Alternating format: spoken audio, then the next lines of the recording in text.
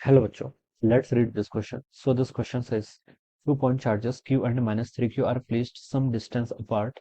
If the electric field at the location of Q is capital E, then the electric field at the location of minus 3Q. ठीक है, minus three Q पर आपको क्या बताना है? Electric field बताना है। ऑलराइट, देखिए इलेक्ट्रिक फील्ड एक वेक्टर क्वांटिटी है और आपको यहाँ पर वेक्टर फॉर्म में ही बताना है। ठीक है, यानी कि डायरेक्शंस का भी ध्यान रखना है। ऑप्शंस देख के पता चल रहा है ना आपको, ई वेक्टर दिया हुआ है ऑप्शंस में। ठीक है, और प्लस और माइनस साइन का भी क्या किया गया है? यूज किया गया है। तो देखिए इस क्वेश्चन का की कॉन्सेप्ट आप क्या लिख सकते हैं? इलेक्ट्रिक फील्ड लिख लीजिए। तो क्या लिख लीजिए? Electric field will be the key concept of this question. Electric field क्या हो जाएगा इस क्वेश्चन का? आपके यहाँ से की कॉन्सेप्ट हो जाएगा। तो देखिए बच्चों, इलेक्ट्रिक फील्ड हम कैसे डिफाइन करेंगे? हमारे पास जैसे दो चार्जेस हैं। ठीक है, ये आपके पास दो चार्जेस हैं। एक चार्ज आपके पास क्या है? प्लस क्यू चार्ज है, और ये चार्ज कितना आपके पास? माइनस थ्री क्यू चार्ज है। ठीक है, इस पॉइंट को चलिए बच्चों मैं ए बोलता हूँ, इस पॉइंट को मैं बी बोल देता हूँ। And let the separation between this two charges is small D. ठीक है, सेपरेशन मैंने खुद से एज्यूम किया है, इसका मतलब मेरे फाइनल आंसर में डी नहीं आना चाहिए। ऑलराइट, अब देखिए दो पॉइंट चार्जेस हैं which are placed at some distance apart D.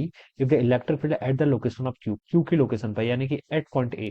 A point पर देखिए बच्चों इलेक्ट्रिक फील्ड कितना आएगा? ए पॉइंट पर अगर मुझे इलेक्ट्रिक फील्ड फाइंड आउट करना है, इलेक्ट्रिक फील्ड एक वेक्टर क्वांटिटी है, तो किसके कारण आएगा पहले तो हमें बताना है। माइनस थ्री क्यू के चार कारण आएगा, क्यू के कारण तो आ नहीं सकता।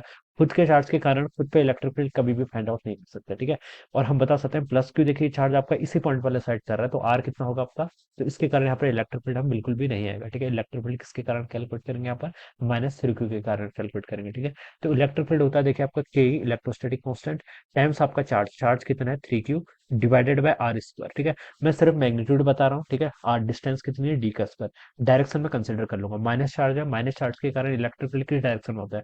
Let this is our positive x axis, this is positive axis.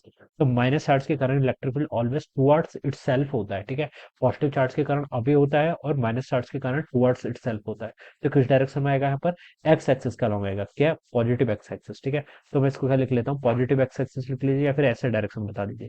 यानी कि ए पॉइंट पर इलेक्ट्रिक फील्ड माइनस थ्री की चार्ज के कारण टुवर्ड्स इटसेल्फ आएगा, जैसे मैंने यहाँ पर डायरेक्शन से ऐसे रिप्रेजेंट कर दिया। ठीक है, ये आपको क्वेश्चन में ई के इक्वल दे रखा है। तो बच्चों ये वैल्यू आपकी बेसिकली क्वेश्चन में ई वेक्टर के इक्वल बोली गई है। ऑलराइट, ई वेक्टर आपका इसके इक्वल हो गया।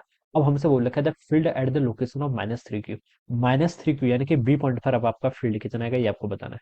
फील्ड एट बी देखिए किसके कारण आएगा? अगेन ए चार्ज के कारण लिखेंगे, यानी कि प्लस क्यू चार्ज के कारण।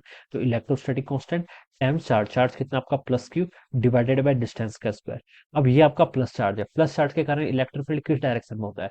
मैंने बोला कि प्लस चार्ज के कारण अवे होता है, नेगेटिव के कारण टुवर्ड्स होता है। तो प्लस चार्ज के कारण अवे यानी कि इस डायरेक्शन में होगा। और ये डायरेक्शन अगेन क्या है आपकी? Positive x axis. तो मैं इसको यहाँ पर ऐसे राइट से रिप्रेजेंट कर ले रहा हूँ। ठीक है, ये एरो जो कि राइट की तरफ है। ठीक है, ये इतना आ जाएगा बच्चों। ठीक है, अब मुझे इस आंसर को ई की टर्म में बताना है। ई देखिए किसके इक्वल था आपका?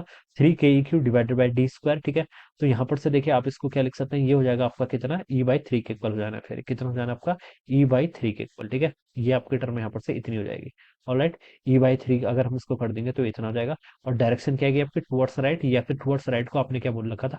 पॉजिटिव बोला हुआ है, तो पॉजिटिव ई बाई थ्री के इक्वल आएगा, जो कि देखिए आपका सी ऑप्शन से क्या कर रहा है बच्चों? मैच कर रहा है। So we can say that option C would be the correct answer of this question. ठीक है, तो इस तरीके से बच्चों हम क्या करेंगे? इस क्वेश्चन का हम solve. Okay, so I hope you are understood this concept. All the best and thank you so much.